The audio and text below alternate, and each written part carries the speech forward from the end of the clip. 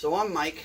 I own Fight to Be Fit Training and Athletics. If you've been following my page, you've been hearing me talk about something called a functional fitness assessment. And a lot of people wondering, what exactly is a functional fitness assessment? As a board certified exercise physiologist, I recommend anybody who's going to start a training program or a diet or any kind of fitness regime to have one done, because it hits on several key things that are really important when you're trying to change your lifestyle. The first part is a body composition measurement, not just getting on a scale and figuring out what your weight is. There are two different types of fats on your body, visceral fat and adipose tissue. They're different. The percentage of body fat to muscle mass is relevant, and what your hydration levels are all factor into what your weight is.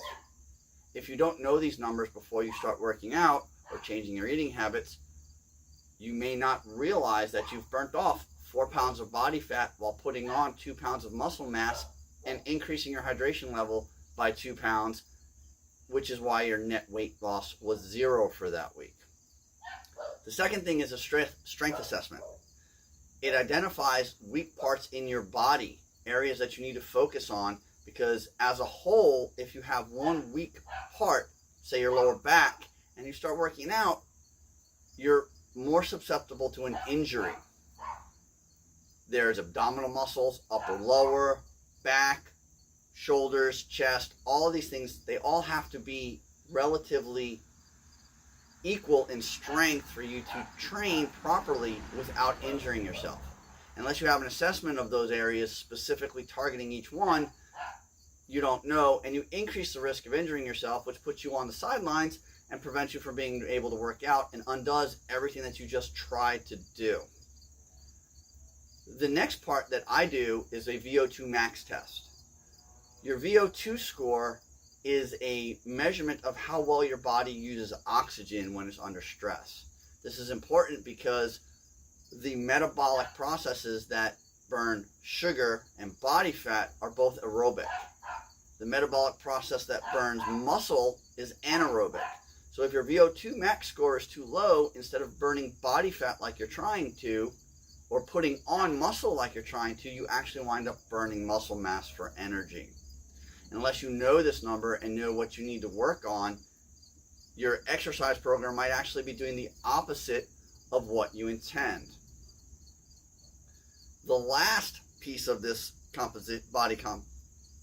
the last piece of this test is a range of motion examination to make sure that the range of motion on your left side is equal to your right side, on your anterior, which is the front of your body, is equal to the posterior, which is the back of your body. If your range of motion in joints is not the same, you run the risk of injuring yourself. And again, that puts you on the shelf, on the sideline, and prevents you from being able to do what it is that you're trying to do.